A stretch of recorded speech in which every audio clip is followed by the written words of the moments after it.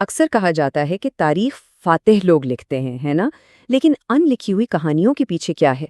آج ہم مل کر اسلامی دنیا کے کچھ ایسے ہی رازوں سے پردہ اٹھانے کی کوشش کریں گے، وہ راز جو اکثر تاریخ کی کتابوں میں جگہ نہیں بنا پاتے۔ تو چلیں ایک لمحے کے لیے رک کر سوچتے ہیں، کیا ہو اگر تاریخ کو صرف واقعات کی ایک لمبی لسٹ کی طرح نہ دیکھا جائے، بلکہ ایک بہت بڑے معمے کی طرح دیکھا جائے، ایک پزل جس کے ٹکڑے جوڑ کر ہی اصل تصویر سامنے آتی ہے۔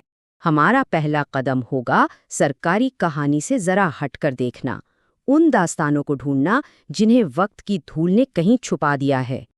دیکھیں، تاریخ کی کتابیں اکثر ہمیں ایک سیدھی سادھی کہانی سناتی ہیں۔ ایک بادشاہ تھا، ایک جنگ ہوئی، ایک سلطنت بن گئی، بس۔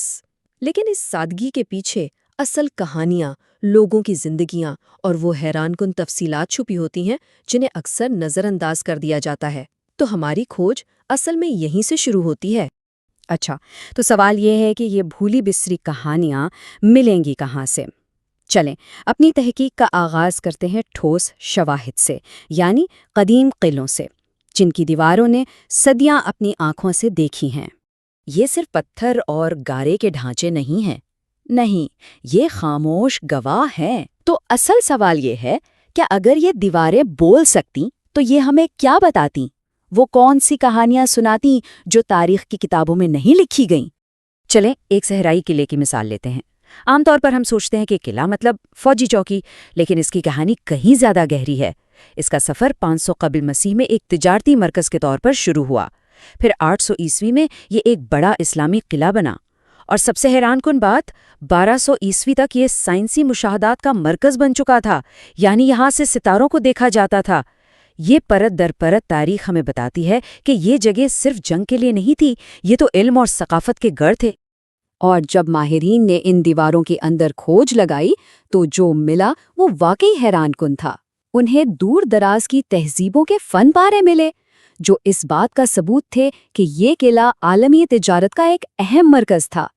انہیں پانی کے ایسے جدید نظام ملے جو آج کے انجینئرز کو بھی سوچ میں ڈال دیں، اور تو اور ستاروں کو دیکھنے کے لیے باقاعدہ رصد گاؤں کے ثبوت بھی ملے۔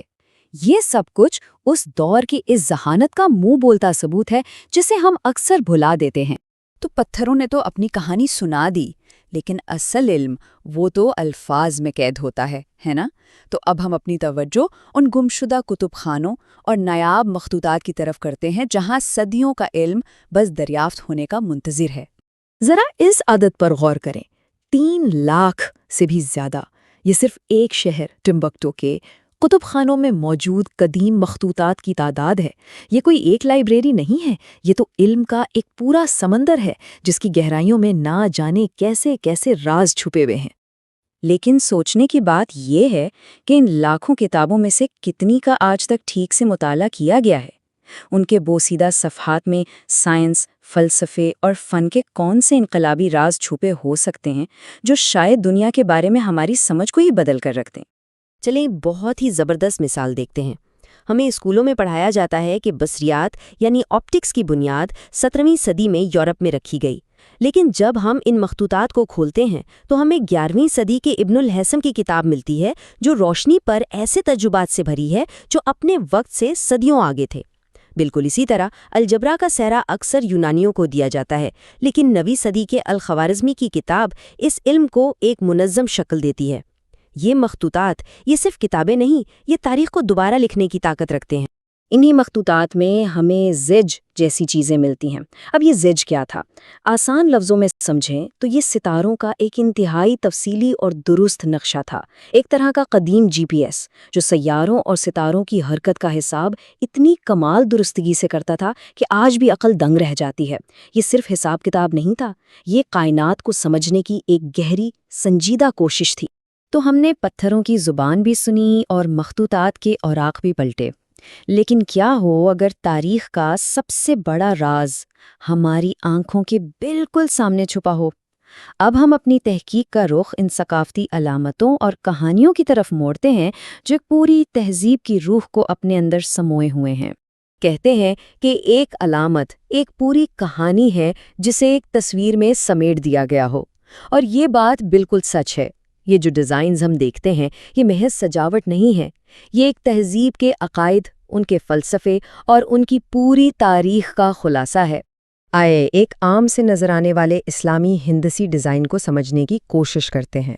یہ صرف خوبصورتی کے لیے نہیں ہے، اس کی ہر لکیر، ہر شکل کا ایک گہرا مطلب ہے۔ بالکل مرکز میں جو نقطہ ہے وہ خدا کی وحدانیت کی علامت ہے، اس کے گرد جو دائرہ ہے وہ لامحدود کائنات کی نمائندگی کرتا ہے، اس کے اندر کا چوکور حصہ وہ ہماری مادی دنیا کی علامت ہے، اور جب یہ سب شکلیں آپس میں مل کر ایک ستارہ بناتی ہیں تو یہ روحانی اور مادی دنیا کے درمیان ایک کامل توازن کو ظاہر کرتا ہے۔ یہ ایک ہی ڈیزائن میں پوری کائنات کا فلسفہ سمو دیا گیا۔ تو قلعوں کی دیواروں سے لے کر کتابوں کے اوراق اور فن کی علامتوں تک، اس پورے سفر کے بعد ہم نے کیا سیکھا؟ آئیے ان تمام بکھرے ہوئے ٹکڑوں کو جوڑ کر ایک بڑی تصویر دیکھنے کی کوشش کرتے ہیں۔ ہماری اس کھوج نے تاریخ کی 3 اہم پرتیں ہمارے سامنے کھولی ہیں۔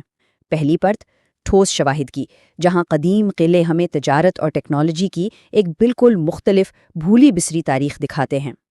دوسری پرت علم کی، جہاں نایاب مخطوطات سائنس اور فکر کی مروجہ تاریخ کو چیلنج کرتے ہیں۔ اور پھر تیسری سب سے گہری پرت معنی کی، جہاں فن اور علاماتیں ہمیں گہرے فلسفیانہ رازوں سے روشناس کراتی ہیں۔ تو آخر میں ہم کس نتیجے پر پہنچے؟ یہی کہ تاریخ کسی میوزیم میں رکھی ہوئی ایک بے جان چیز کا نام نہیں ہے۔ نہیں، یہ تو ایک زندہ بہتے ہوئے دریا کی طرح ہے جو مسلسل نئی کہانیاں اور راز سامنے لا رہا ہے۔ شرط صرف اتنی ہے کہ ہم اس کی گہرائی میں اترنے کی ہمت کریں۔ اور یہ سفر ہمیں ایک آخری اور شاید سب سے اہم سوال پر لا کر چھوڑ دیتا ہے۔ آج کی ہماری اس دنیا میں وہ کون سی کہانیاں ہیں جنہیں نظر انداز کیا جا رہا ہے؟ آج کے وہ کون سے حقائق ہیں جو شاید مستقبل میں ایک بھولا ہوا راز بن جائیں گے؟ کیونکہ تاریخ صرف ماضی کے بارے میں نہیں ہوتی، یہ اس بارے میں بھی ہے کہ ہم آج کیا یاد رکھتے ہیں اور